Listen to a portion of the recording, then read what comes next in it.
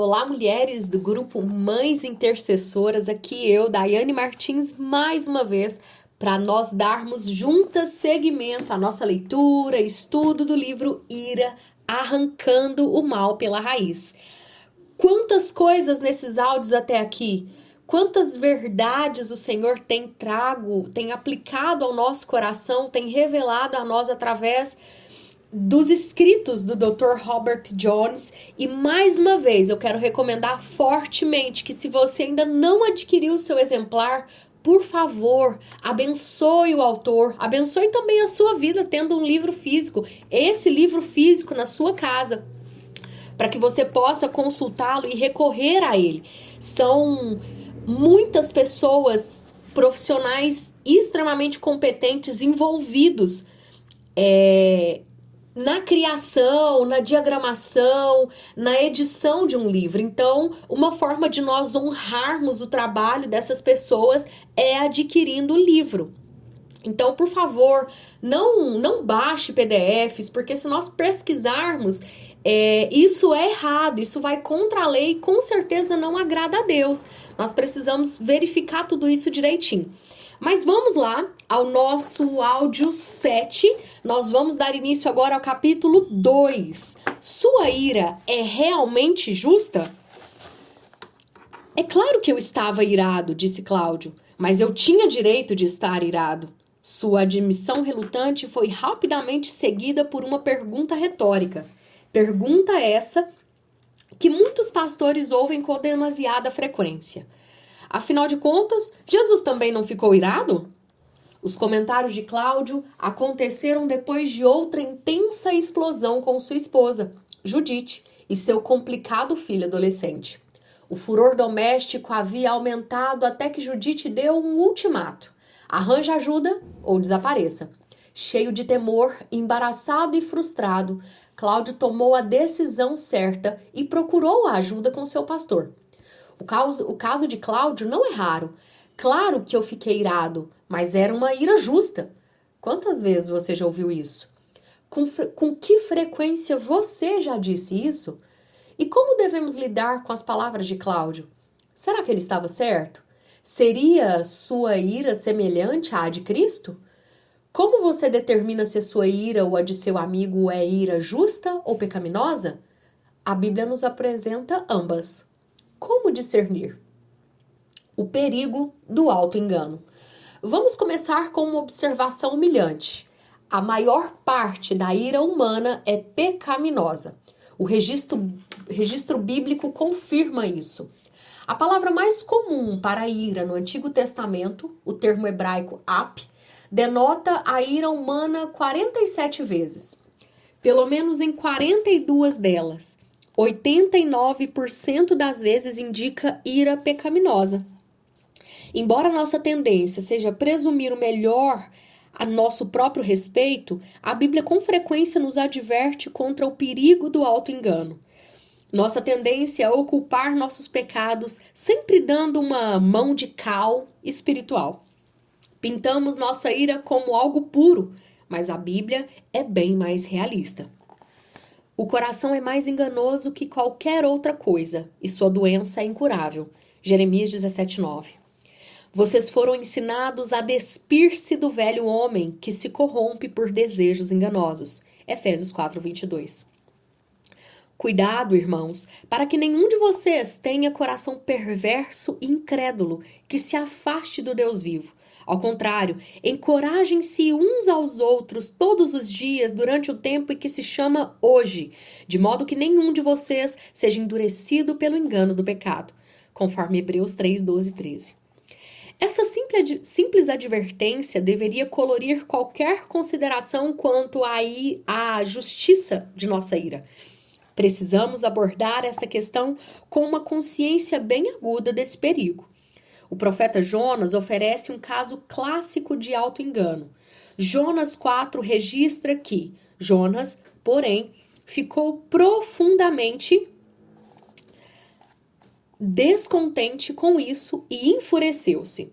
Por 2 vezes, Deus o confrontou com a mesma pergunta: você tem alguma razão para esta fúria? E qual foi a resposta de Jonas? Sim, tenho. E estou furioso a ponto de querer morrer? Esse profeta de Deus, prisioneiro do seu auto-engano, afirma a legitimidade de sua ira. A resposta divina e o fluxo da narrativa deixam claro que Jonas estava errado. Para Jonas, a ira não era um direito dado por Deus. Jonas não tinha justificativa para justificar sua ira como ira justa. Dado o perigo do auto-engano, como podemos distinguir entre ira pecaminosa e ira justa? Como podemos discernir se nossa ira é, de fato, como a de Cristo e ajudar os Cláudios e Judites de nosso mundo? Além do mais, como podemos fazer isso com base em critérios bíblicos? 3 critérios da ira justa. Vamos considerar 3 marcas distintivas, ou seja, 3 critérios de diferenciação da ira justa e depois observar esses critérios em Jesus e em vários outros personagens bíblicos. Nosso objetivo é encorajar a ira justa e desmascarar suas frequentes falsificações. 1. A ira justa reage contra o pecado real. A ira justa resulta de uma percepção correta do mal verdadeiro, do pecado como biblicamente definido, isto é, como uma violação da palavra de Deus, conforme Romanos 3:23 e 1 de João 3:4. Qualquer falta de conformidade a ou transgressão da lei de Deus. A ira justa não resulta de ser meramente incomodado ou de violações de preferência pessoal ou tradição humana. Ela responde ao pecado como objetivamente definido pela palavra de Deus, incluindo violações dos 2 grandes mandamentos de nosso Senhor, conforme Mateus 22:36-40. 2.